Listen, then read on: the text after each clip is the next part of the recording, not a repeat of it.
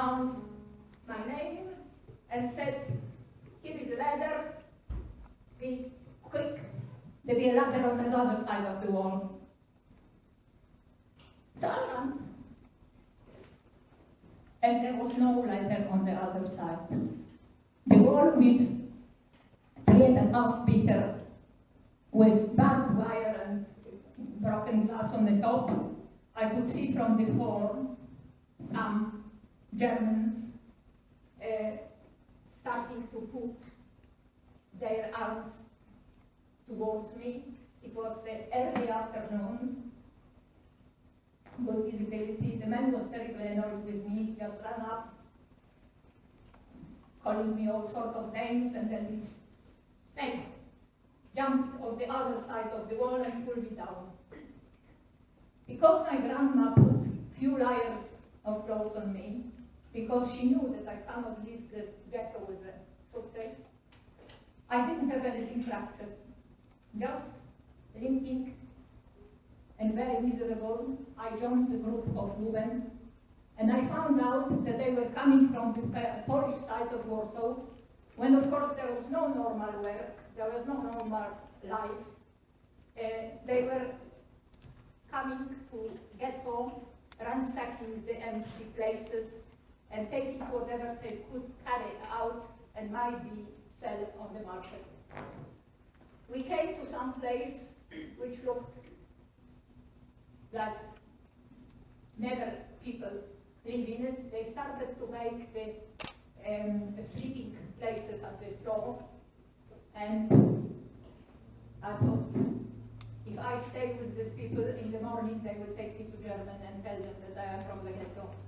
I have to get away. So I asked, where is the loo? I was lucky again. The loo was outside. So I started to go in and out, and the lady was trying to sleep in the place next to me, was terribly annoyed that I am making such noise.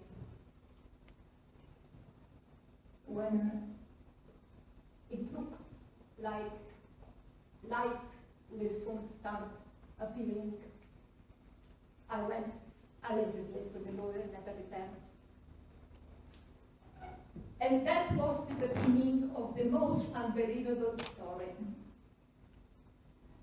The friend who arranged my going over the wall was waiting for me in the place known to me. I didn't know how to get there, so I curtsied to the old lady who looked pleasant enough, and I asked if she would be able to take me to Oliver Street. She did. My friend was terribly worried. Why didn't I come any earlier? I told her that I ran away from the people who were involved in getting me out of the wall and out of the ghetto, and that I didn't trust them, and I didn't want to bring them somewhere where she could be also under danger. And she told me straight away that I had to forget my name, that my name now will be Halina, and she told me a story that I was hidden somewhere in the big forest, and that this man who was taking care of me was taken by Germans. I learned all that, had a bath and good meal, and in the morning we got away. That was the beginning of being hidden by the Polish members of underground who were trying to save at least some Jews. They couldn't save all Jews. There were too many of them. But if they had one that could be saved, they were risking their life and the security of their children. I happened to be in 13 different locations within not quite 2.5 years. Sometimes it was just for 2 days, sometimes it was for 3 months. The different places had different rules of behavior. I was given several false names. I have to remember how I am related to the person that allegedly was my aunt or whatever. I will never forget old teacher Anna Ptaszyńska, who told the family that she found some other relative they may not know about, but that she has even photo of Halina when she was little, and she was producing a photo of some baby which has nothing to do with me, saying that that's how I look in the appropriate age. I was very sorry when I had to leave her. The reason that I had to be instead in different places was because there was always some situation which became dangerous and they had to transfer me somewhere else. I remember as the nicest the time when I was in the convent school. It was absolutely fantastic. But one day came some drunken man and he started to say some nonsenses and asking me if my sister died of tuberculosis, and I said, what are you talking about? I never had a sister. But I went straight to the only nun who knew who I was really and told her about it. I was given a small amount of money and explained where I should go to find another person who was also a teacher. I haven't got the time to tell you all about it. If you would like to find more, it is described in the book. I remember quite warmly a place where they were hiding me by putting me on the big grandfather type of armchair, which was turned to the corner of the room. I had to sit there, not making any noises which would betray me.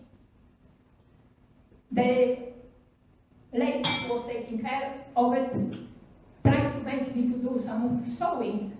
I think you wouldn't be surprised that I didn't wanted to sew. But it was another place of a teacher. The library was full of books. So I was sometimes reading 3 books within one day because I couldn't do anything else. I had to sit there. Sometimes the lady was bringing some vacuum cleaners or whatever, put her head in the next room and say, if anybody would like to come through, don't go through this little room because I am now doing something, opening the window and things like this. This was an empty room through which people were going on if somebody had to go to the loo. Of course, I also sometimes had to go to the loo. I had a very colorful scarf on my lap. I was putting that behind me, and then the lady from the kitchen could see it, and that's when she was telling everybody that they can't move through the room. I was very attached to these people, to that extent that when I, last year, made my last pilgrimage to my birth country, I met with her children and grandchildren. But that was many years later, as you can guess. I can assure you that I never thought about writing books, but I was reading an enormous number of books because that was the only thing which I could do in some places. There were places when I couldn't even read. The last place when I was hidden was in the cellar. That was when already Warsaw Uprising started. And the people who were taking care of me were afraid that if people unknown, not sort of checked and all that, would join the people doing the uprising. If they will find somebody that should be there, they could not only kill me, but they could kill the other people. So just to be on the safe side, they put me in the cellar. It was pitch dark. And there was a cellar, cubicles in cellars when the people were keeping chopped wood and some other things which they wanted to keep but couldn't keep in the apartments. I was sitting on a place sort of made on the stack of cocks with some blankets. I was told that I cannot make any noise that would betray me as a person because there is no one in there. If somebody would be in the next cubicle and detect some noises which will be suspicious, all the building will be punished for it. There were some shadowy figures coming there. I called them shadowy figures because I couldn't see them. And they couldn't speak to me. So all they could do, they were touching my arm or my neck, chin, and trying to add me some courage. There was one who was whistling beautifully. And I was waiting to expect that he will come again. And came the day when he came again, whistle, whistle, whistle. He opened the door, he said, Halina, come out, it's over. I said, what's over? The war ended? He said, no, the war didn't end. But Germans are thrown out further down, and they know that they are losing the war. You are a free person now. I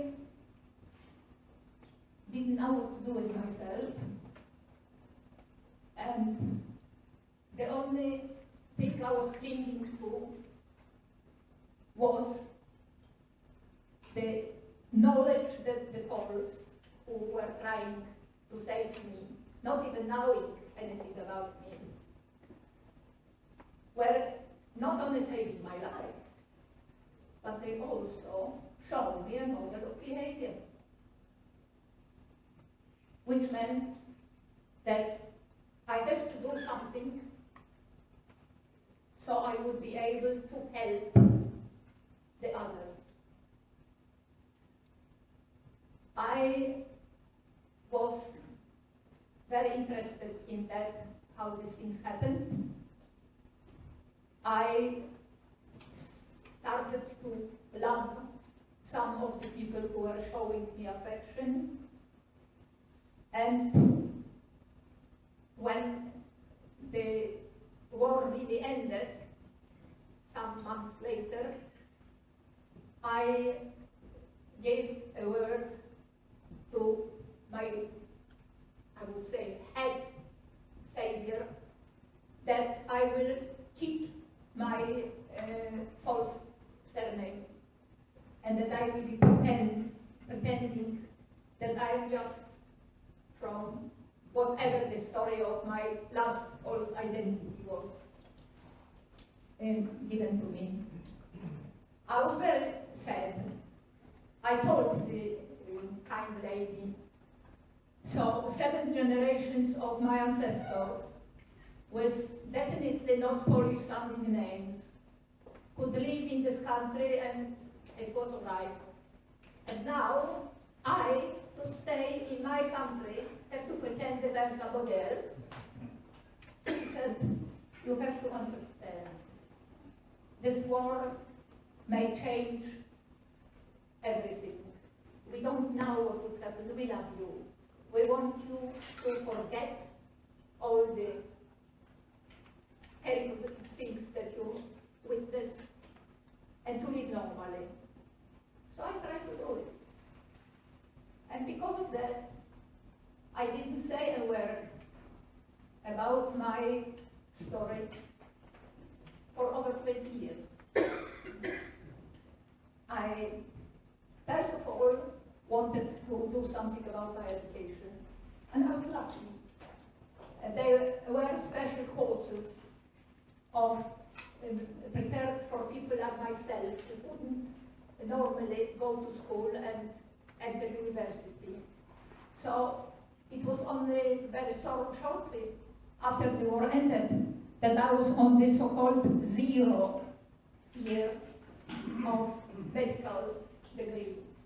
The 0 year was for the people who didn't have a normal entry through a high school certificate. I thought that I had seen a lot of things which nobody else did. I started to dig out, reading all sorts of stories about how other people were being saved. I found that the very sizable Jewish community was almost completely exterminated, but there were also lots and lots of Poles who were killed with the people who they tried to save. And I'm always saying that from my experiences, if there is ever any young Polish person who is telling me that he or she is ashamed to be Polish when they are talking about Holocaust, I say, look, I reckon that the only feeling that the Poles could feel when it is talked about Holocaust, which I call zagłada, is pride. But of course, I know only what was happening in Warsaw. I don't know what was happening in provincial places. There came all sorts of terrible stories.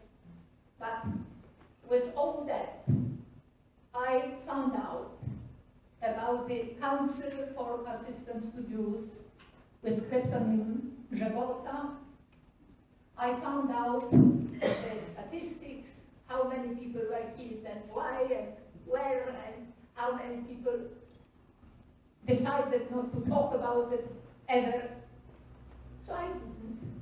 I studied, married, had 2 children, and then my husband, who didn't have anything to do with Jews other than he married me, said, we have to buzz off. I said, what are you talking about? It is a country in which I was born and I don't want to go anywhere. He said, the communists are tormenting me. There are only 2 possibilities. Either I will become such a pig that you would like to live with me, or else they put me in the jail. I would like to go to Germany. I said, oh no. If I would have to live surrounded by German language, you would have a psychiatric case on your lap before you even notice that. So what? I said, I see, maybe we could go somewhere else. If we have to leave Poland, the only place which I could go to without sorrow would be this new Jewish country. Fine. I take you to the Jewish country. But I will keep you there until such time that you would kneel and beg me to take you out. Fine. The problem with going to Jewish country was not me. There were a lot of Jews, I mean a lot, as many as they were survived, going to Israel. But my husband didn't have any right to go there. But I managed. And we went to Israel because that was the only place where immediately after the war, people from Poland could go. I couldn't live in Israel because of completely different story. I found out that children at school are very tormented when colleagues finding that one of the parents is not Jewish. My children were only 4 and 6, but I didn't want them to suffer like a daughter of our neighbors who was 9 and was coming from school puffed up from crying. So, as my life is very strange and convoluted, we were using Jewish help to escape communists to Israel. I organized help of Catholic organization to get us from Israel to Australia, and here I am.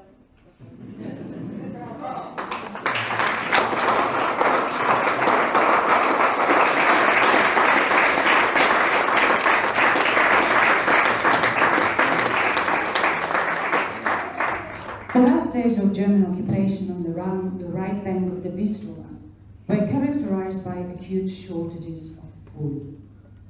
Twice daily someone came to her hideout to bring empty tins for her to use as a toilet. They brought food and drink and take away what she had used. None of them could talk. Lina had a torch, but she was told to use it only in a real emergency. She didn't see her visitors, but she would never forget them. They stroked her hair, touched her chin, patted her back. Through this friendly contact, they were trying to tell her, don't fret. This is the last act. It won't last long. And brave. One of them was a beautiful whistler. He would whistle popular tunes. Lina adored this little concert. Otherwise, she completely lost track of time. The little window had dirty glass and was so far below street level that she could not differentiate between day and night, dawn and dusk, rain and shine. One beautiful day, the door to her hiding place was flung open. "Come on, darling, it's over!" At first she couldn't understand. She asked, "Has the war ended?" "Not yet, but the Germans have been pushed out of this part of the city. Tomorrow we will go and register you with the Jewish agency," said Pani Marina. In the morning, a big bowl of warm water was filled in. Pani Marina gave Lina a good scrub in a lather of soap suds. The bath couldn't be used because the pipes had been damaged. Water had to be carried in from a well. The little agency office was full. When Lina eventually reached the registering clerk, she answered all his questions until she was asked her date of birth.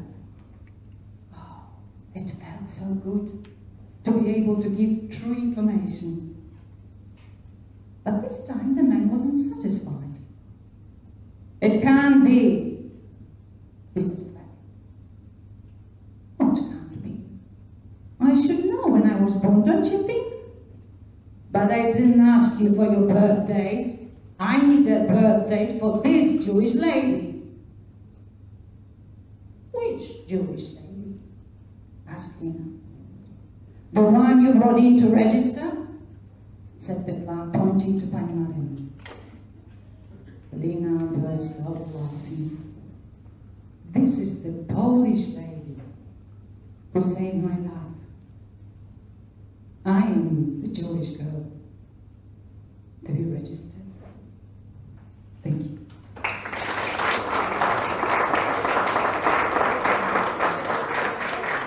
There was just at that time the Spielberg project going in Sydney. They came to me asking if I would interview the people, and I said no. I don't want to take misery of everybody else upon me. I have enough of my own. But I can be interviewed. I was. There is in this room a lady who